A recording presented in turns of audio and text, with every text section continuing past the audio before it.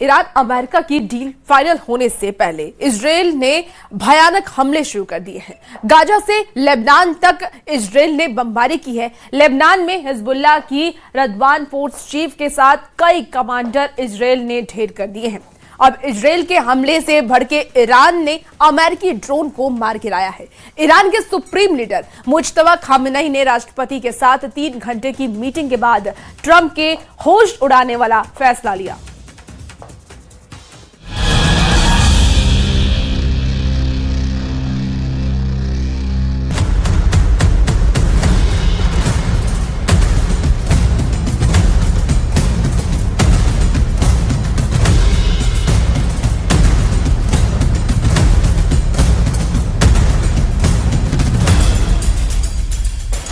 खाड़ी युद्ध का कंट्रोल अब सिर्फ नेतन्याहू के हाथ में है। इजराइल फैसला कर रहा है कि कहां पर बम फटेगा, कहां तबाही मचेगी, कहां लाशें बिछेंगी। सारे फ्रंट पर बारूदी तांडव शुरू हो चुका है, जिसके साथ अमेरिका की युद्ध से भागने की कोशिश कामयाब होती दिखाई नहीं दे रही, क्योंकि ईरान ने हॉर्मुज में उसके फाइटर ड्रोन का शिकार शुरू कर दिया है। फ्रांस भी ईरान युद्ध में अपना बैटल कैरियर ग्रुप लेकर आधमका है। इजराइल ने तो ट्रंप के रोकने के बाद भी गाजा और लेबनान को दहला दिया है। इजराइल की बारूदी प्लानिंग ने ईरान को भड़का दिया है। ईरान ने हॉर्मुज से इजराइल पर फोकस शिफ्ट करने का इशारा कर दिया है।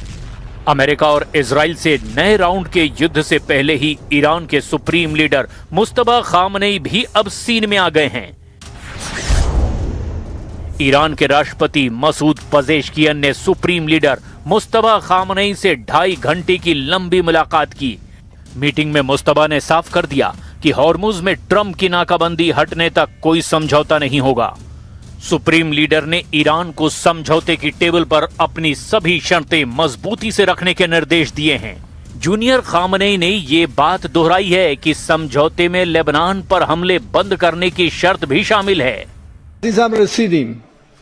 नजदीक 2 ساعت و نیم هم خدمتشون گفتگو داشتیم.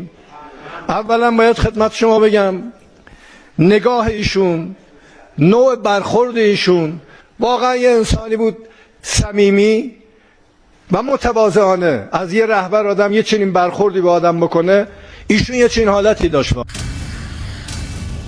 यानी ईरान उन्हीं शर्तों पर डील करेगा जो मुज्तबा ने तय की है। ईरान रिवोल्यूशनरी लड़ाकों ने धमकी दी है कि ट्रंप ने अगर जोर जबरदस्ती की कोशिश की तो अब की बार उसके जंगी जहाजों को कोई बचा नहीं पाएगा। IRGC कमांडर जनरल जावानी ने कहा है कि ट्रंप पूरी तरह से फेल हो चुके हैं। जावानी ने धमकी दी है कि ईरान में तख्ता पलट, ईरान का यूरेनियम और हॉर्मुज पर कब्जे के मंसूबे कभी कामयाब नहीं हो सकते।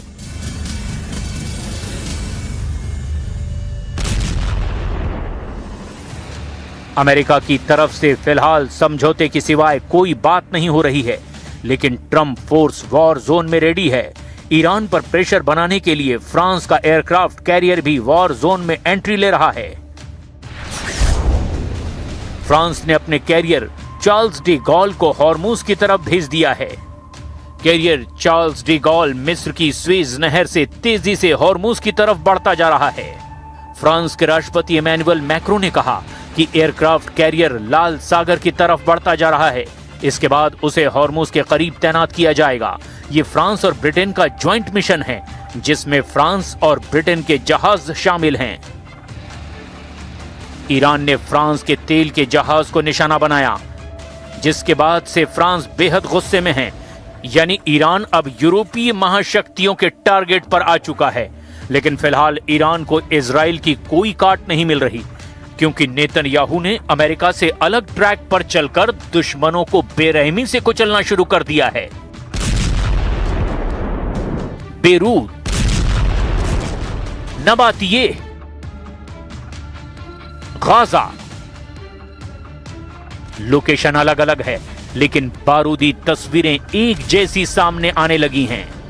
धमाके की, तबाही की, आग की, धुएं की, क्योंकि इजराइल भयानक वॉर मोड में आ गया है।